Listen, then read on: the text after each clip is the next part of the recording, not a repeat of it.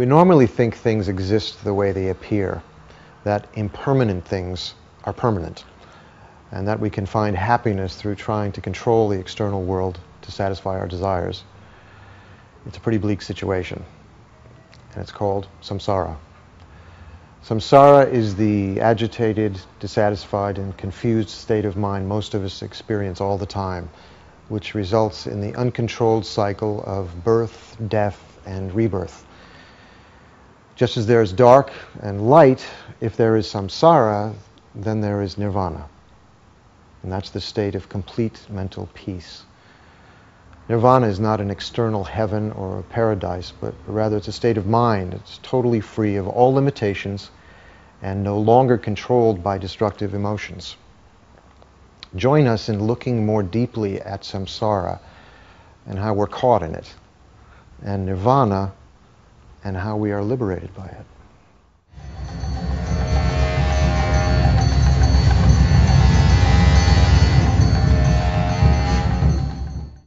Samsara and nirvana. On the one hand, samsara, or cyclic existence, is suffering and its causes. On the other end of the spectrum, there's nirvana, complete freedom, complete liberation from that suffering and its causes. Our current situation is that we're in cyclic existence, in samsara. And where we want to go is nirvana, complete freedom. But there's no way that we can get there without an intention to do so, without a strong motivation. So before listening to the teachings, right now, generate a strong motivation in your own mind to learn as much as possible about both samsara, our current situation, and nirvana, where we want to go, in order to be able to achieve that freedom for the benefit of all sentient beings as quickly as possible.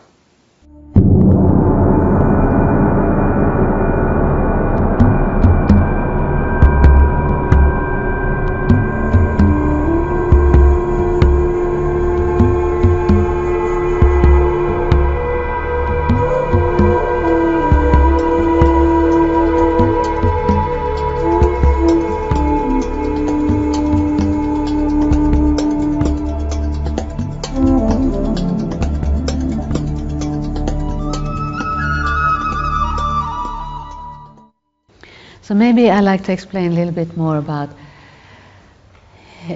to get a real idea of what samsara means, the depth of samsara, so that one can begin to feel compassion for oneself and a feeling of what is the meaning of renunciation, that,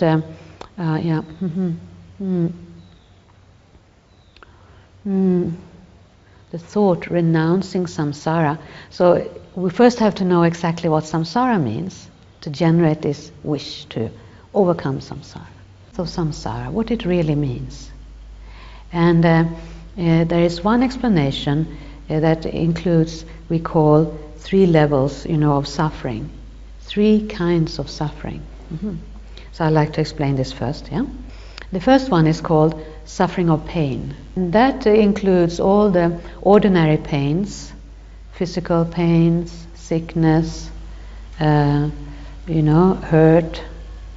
and our mental problems of suffering of separation, dissatisfaction, depression, anxiety, fear, worry. There's usually only that level of suffering that we are aware of, in our daily life, that we are trying to overcome.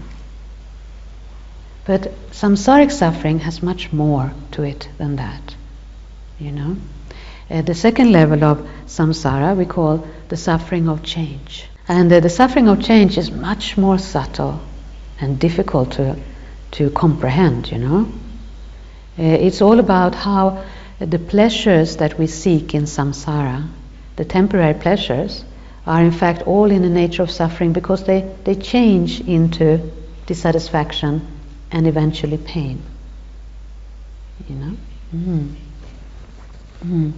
So we say, although we called it pleasure, in fact, is in the nature of suffering. Yeah, we give it the name pleasure, but somehow when we analyze it we can see eventually always turns into suffering or misery, you know. The third kind of suffering that explains samsaric existence, you know, is the we call all-pervading suffering, or pervasive suffering. Pervasive because it covers all of our existence, our body and our mind, you know, is in the nature of this all-pervasive suffering. So everything within our ordinary body and mind is a product, you know, of suffering and creates more suffering. So it's in the nature of suffering. When we understand these levels of suffering, we can look at samsara and see the faults of samsaric existence. You know, that there is nothing within samsaric existence that gives us satisfaction or happiness or is uncontaminated. But if we meditate on it, we can start to develop disgust with samsaric suffering, especially when we realize that we have the potential to be free.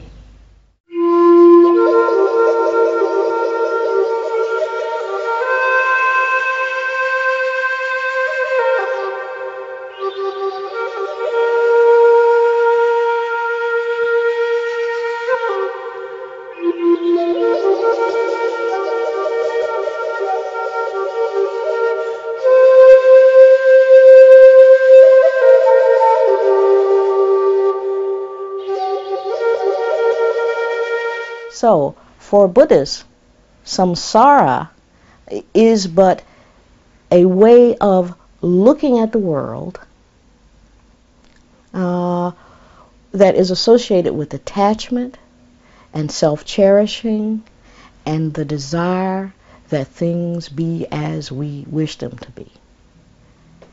And since this whole notion of the world being as we wish it to be, since our wanting the world to remain a certain way cannot be met, is always subject to failure, because the true nature of the world is impermanence and changingness all the time, those desires to keep it permanent will inevitably lead to suffering. The Buddha taught Four Noble Truths. There is suffering. There is a cause of suffering. There's the cessation of suffering. There's a path leading to the cessation of suffering. The Buddha said from his own experience, after he had meditated 6 years and performed these incredibly rigorous meditations, he said, I've discovered this truth. There's suffering. And I've also discovered that it's possible to end it. And so after he had taught for 45 years in India, looking back on what he accomplished, he said, I've taught only two things, suffering and its end. Now, if you wanted to capture Buddhist doctrine as a whole, what you'd say and what you'd have to look at, and all that you'd have to look at, are those Four Noble Truths. Okay, so if we take them one by one now. There is suffering, dukkha, the Buddha said. He said, what constitutes suffering is almost anything we can imagine. Birth is suffering, death is suffering, aging is suffering, old age is suffering, pain, grief, lamentation is suffering. The second noble truth says there's a cause of suffering. There is desire, craving, and this is the most palpable cause of our suffering. But it's only the most palpable cause. We desire things to be permanent. We desire to get what we want. We desire to get away from what we don't want. And so that desire is one of the things that keeps samsara in motion. The root cause is our own ignorance about the way in which we exist and all other things exist. We try to hold on to something's being permanent that is by its nature impermanent. That leads to frustration. So ignorance is the basic cause of suffering. The optimistic part about Buddhism is that after showing us various methods for eliminating the cause of suffering, it offers, in the Third Noble Truth, the end of suffering. And in Buddhist texts of the early school, that cessation is called Nirvana. In teachings of the so-called later school, that end is called Bodhi, or complete enlightenment. And this is the state that the Buddha himself attained. And attaining the cessation of suffering doesn't put someone in a different place, doesn't put them in a different body, doesn't put them in a different world. It changes their view. They give up the attachment to a self as a fixed, permanent existent. Changing that idea, giving up that idea, abandoning that idea, they find themselves with a new view of things. And that new view of the world is what Nirvana is. It's not something else. It's not something apart from us. We have that potential within us to see it that way. If our ignorance is what causes suffering, then our own insight and our own wisdom is what will cause it to cease. So Nirvana, as the Third Noble Truth, is held out as the possible end. It is an end to suffering. And such a thing exists. The Fourth Noble Truth says there is a path leading to the cessation of suffering. And that path provides a means for us to realize directly the end of suffering, so that you yourself can see, try it on, try the method on, see whether it's beneficial or not. And if it is, then keep practicing.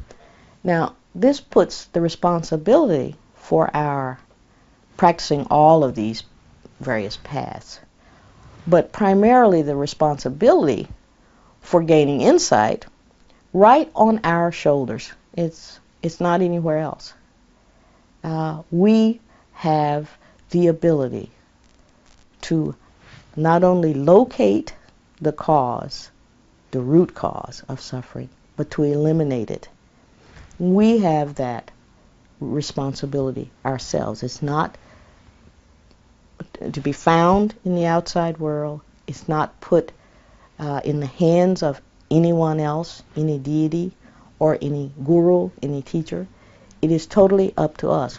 The Buddha himself said in a scripture that were it up to me, then samsara would be empty.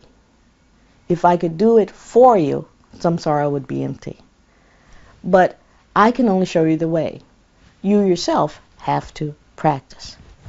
You yourself have to try it out. You yourself have to investigate. You yourself have to sit on that cushion and meditate.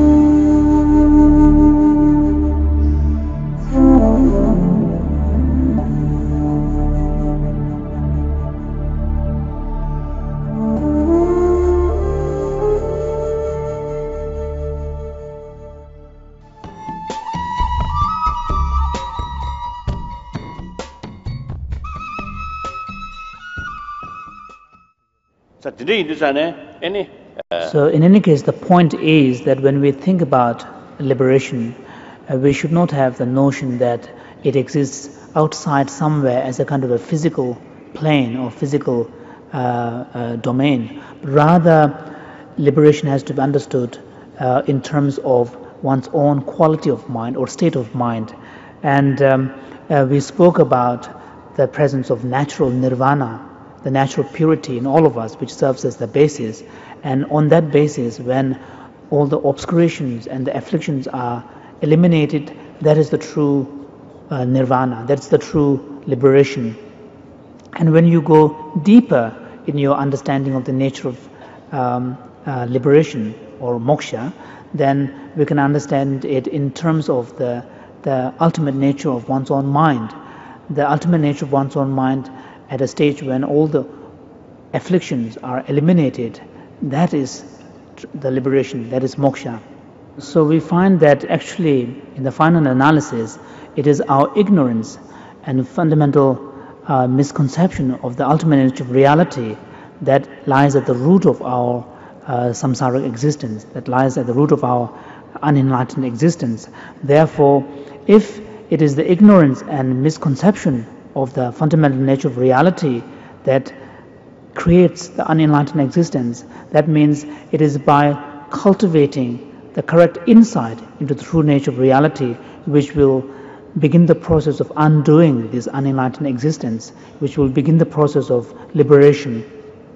Therefore, as the Tibetan masters say, that when in ignorant state we are in samsara, when insight or when the knowledge is developed, generated, then we are liberated. So this samsara and nirvana is distinguished on the basis of whether we are in the state of ignorance or whether we are in the state of knowledge. And so what we find here is that the ultimate antidote for eliminating the fundamental ignorance, which is the root of cyclic existence, is the wisdom realizing emptiness, wisdom cognizing emptiness. And the emptiness, the ultimate nature of that mind, when all the obscurations have been eliminated, that emptiness of mind is that quality of mind is the nirvana. That's the final nirvana. So therefore, we can say that that which causes us to be caught in unenlightened existence relates to our ignorance of the fundamental nature of reality, emptiness. So from the Buddhist point of view, this will be explained in terms of, in the following way, that in the physical world, there is an ever-present continuum at the subtlemost level of a physical continuum. We spoke about this earlier, which is space particles.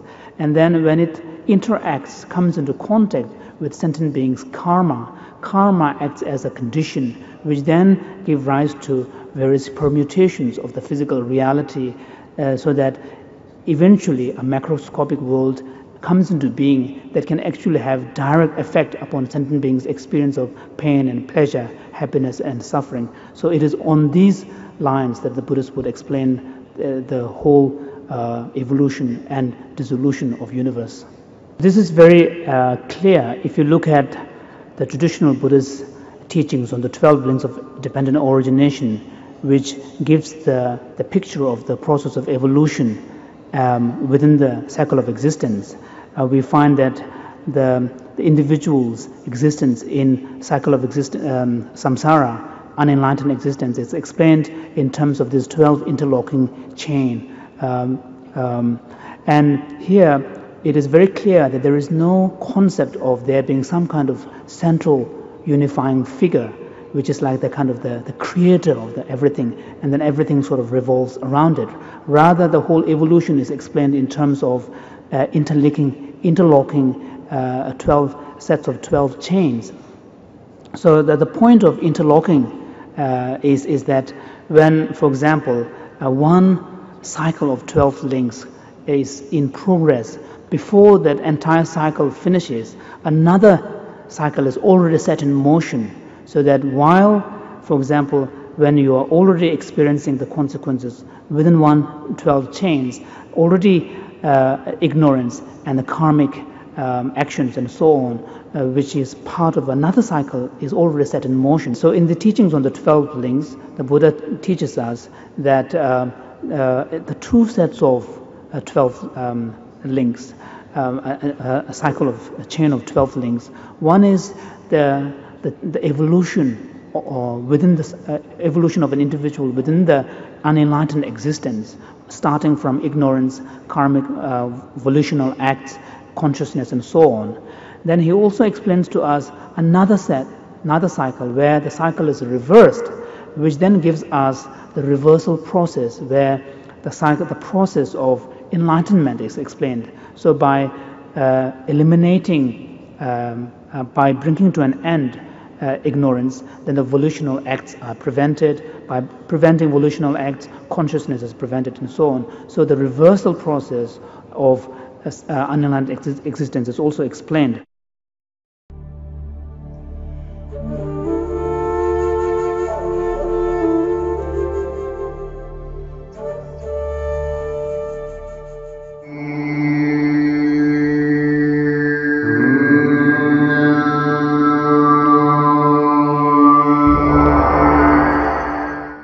So I think the 12 links is a fantastic teaching in terms of getting some fresh respect for the law of cause and effect.